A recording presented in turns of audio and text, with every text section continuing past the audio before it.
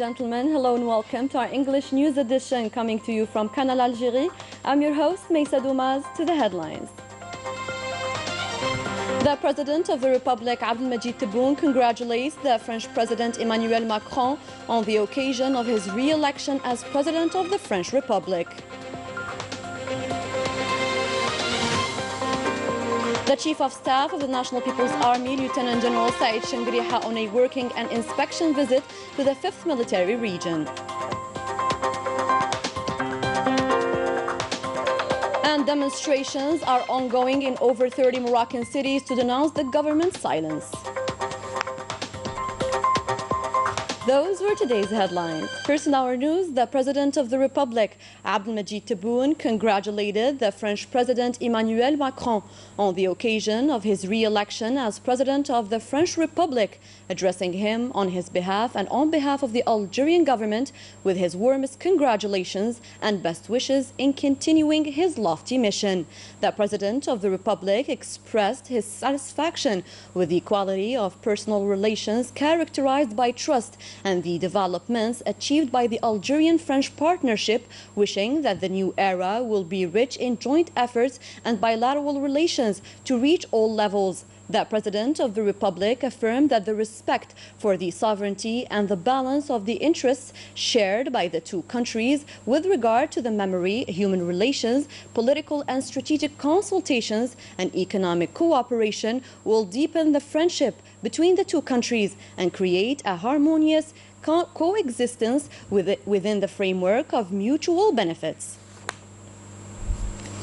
Algeria, represented by the President of the Constitutional Court, Omar Belhaj, will participate in the activities of the 60th anniversary of the establishment of the Constitutional Court of the Republic of Turkey in the capital Ankara from the 25th to the 28th of April 2022. The symposium was inaugurated by the Turkish President Recep Tayyip Erdogan and was attended by representatives of regional and international human rights bodies and heads of courts and constitutional councils of more than 60 countries. In the dynamics of his visit to the different military regions, the Chief of Staff of the National People's Army, Lieutenant General Saïd Shengriha, carried out on Monday an inspection and working visit to the command headquarters of the 5th Military Region. The details with Leticia Sadqawi.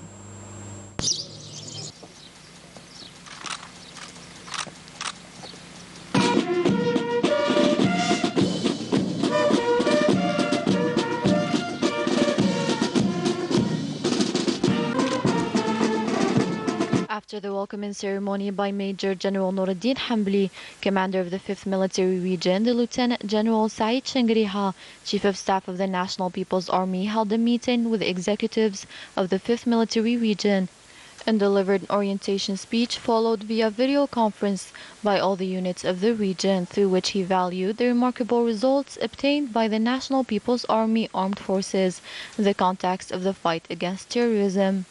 The Lieutenant General stated that he will not miss the opportunity offered to him through this visit to praise the remarkable results constantly recorded by the National People's Army in the fight against terrorism, especially following the operation of exploit carried out by the National People's Army valiant personnel in the military sector of Skikda and the 5th Military Region, which resulted in the elimination of a considerable number of terrorists and the arrest of others.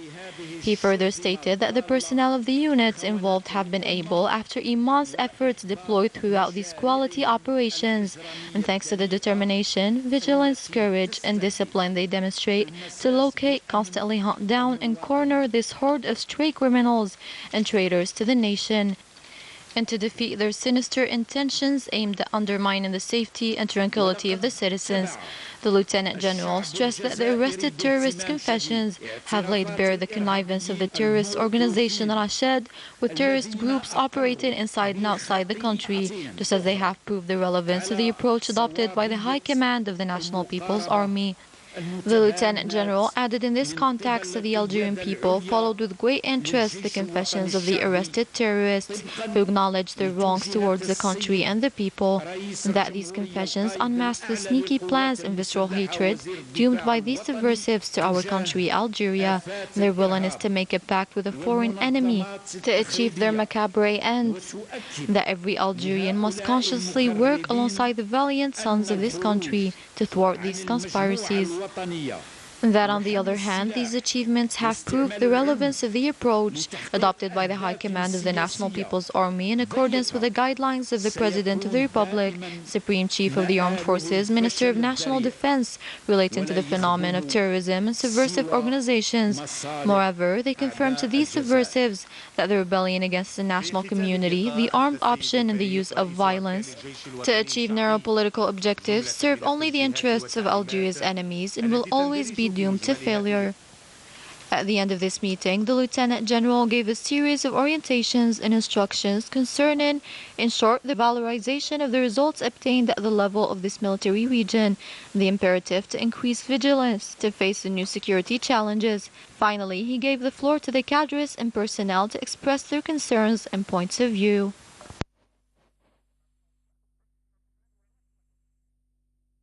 Among the files reviewed during the Council of Ministers, the Amizar Zinc and Lead Mining Project in Bjaya Province. Algeria will launch the exploitation of this project of more than 170,000 tons annually. More details with Rania Al-Bahri. With an annual production capacity of 270,000 tons of zinc, Algeria will proceed soon to operate one of its most important mines, that of Weda Mizor in Bjaya Province, and whose exploitable reserves of zinc and lead are estimated at 34 million tons. This important project will allow the annual production of nearly 2 million tons, including 170,000 tons of zinc concentrates and 30,000 tons of lead concentrates. We have hydrologists, physicists, agronomists, and lawyers. My team and I will study the exploitation of the mine, the economic, technical, and especially the environmental sides. The exploitation of this important deposit will contribute to support various industries. This project will create thousands of direct jobs and nearly 4,000 indirect ones.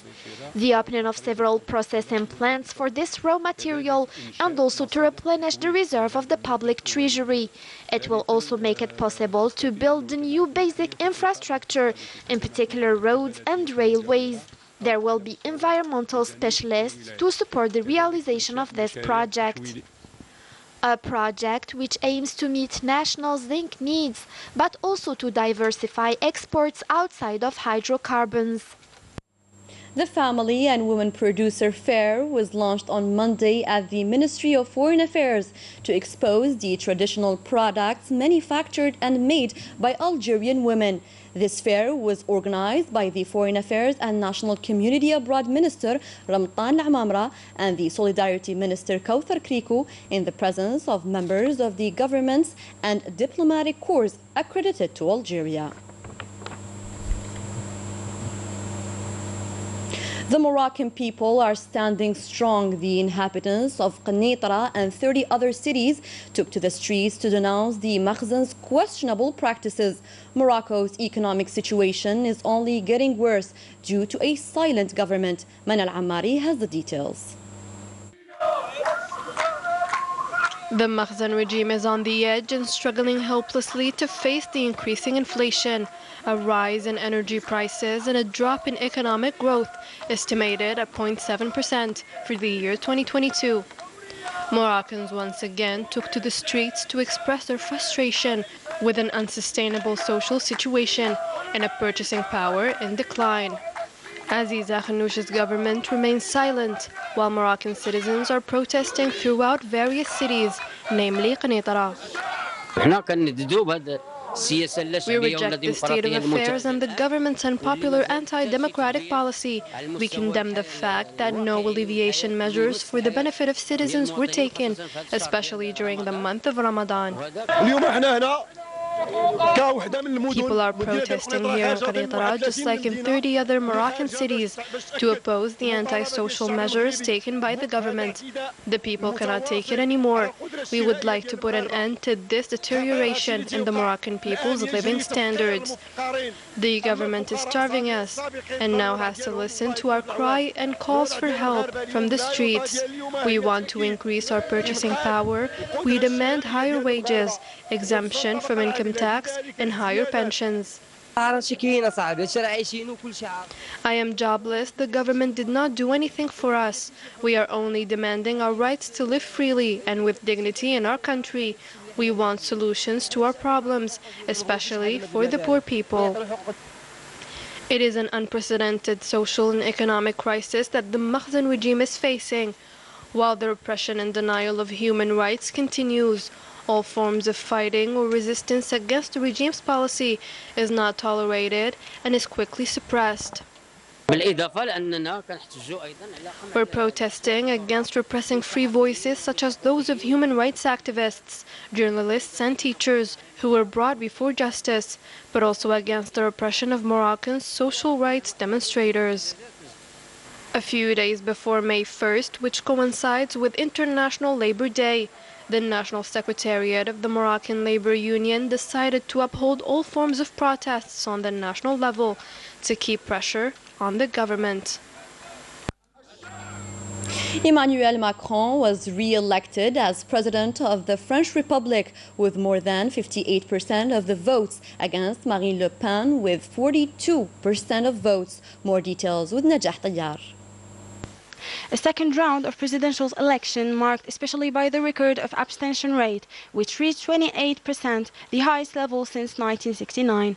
But the re-election of Emmanuel Macron after the second round is marked by the progression of the far right in France that crossed the line of 40% for the first time. The euphoric Marine Le Pen qualified her result as an explosive victory, claiming that this reflects the French new demand against the powerful authority at Emmanuel Macron.